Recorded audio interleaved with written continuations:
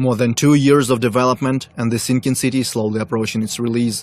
There is still a lot of work lying ahead, but the hardest part is certainly behind us. Now we feel it's finally time to start showing some gameplay to the public. Luckily, we have a few great opportunities to do it, with gaming events like GDC and EGX Rest being right around the corner.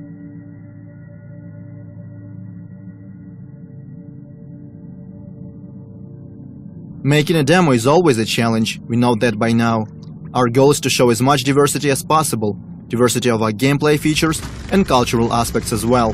For these purposes, and also to introduce and explain our mechanics, we are creating a completely new quest line. So let's jump back to November when our work began. Our narration team comes up with a story of a missing person. Depends on the kind of job that you're offering. My husband, Harry Evans, has disappeared. It ties together our gameplay features as well as that Lovecraftian lore. At the same time, our concept artists and level modelers start working on the gameplay area. The quest is designed to take the player across different city districts: Rich, Poor, the Harbor Zone and the others. At first, the plan was to put together a small separate map just for GDC, but we quickly realized we didn't want to make something we would never use in the future. So we agreed that the quest should take place in the actual city. The problem is our full map is far from finished. It already has streets and buildings, but is lacking those small details that make a city feel alive. To negate that, we decide to border off the gameplay area and spice it up a little, add points of interest, vehicles, landmarks, and of course our monoliths. So now we have a more or less finished and polished part of the map that we can use in our final product. Things are going smoothly. Obviously, different bugs and glitches keep popping up like crazy. Sometimes the hero wears 2 hats, sometimes a floating object stop being floaty, and don't get me started on strange collisions. But we always manage to fix them in no time. However, there is one big problem that we have struggled to sort out for months: lighting.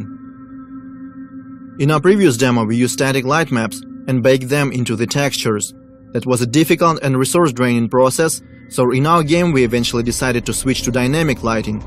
It works great, yet we still cannot pinpoint the right tone and colors that we want to use in the sinking city. To solve that problem, we reach out to professional photo artists in Kiev. They help our team find the right color scheme, inspired by the works of Caspar David Friedrich, James McNeill Whistler, Gregory Crutzen, and other prominent masters in their fields.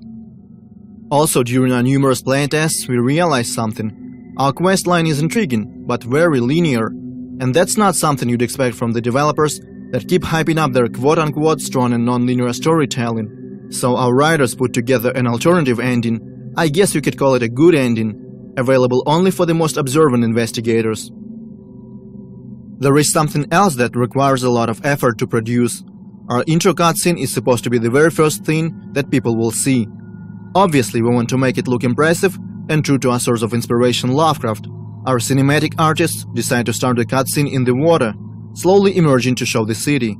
The sea and its destructive influence are one of the main themes in our game, and these first few seconds felt fitting, they felt right. There is a whole lot of work being done in the meantime. Our animation specialists are working on making those characters and objects move realistically. The localization team is searching for the right actors to voice our characters. The sound designers and the combat unit are busy as well. After several months of work, the demo is ready. All that's left to do is spend countless and countless hours creating and practicing the presentation. We know the importance of the first impressions. They can be make it or break it kind of deal. We might find thousands of new fans or go completely unnoticed. And it's really tempting to fall in the trap of overpromise just to gain short-term attention. But there is nothing worse than being disappointed when the game comes out and feel like being lied to. So we decided to make a demo that is true to the game as possible. And now we want to see what will be the people's reaction.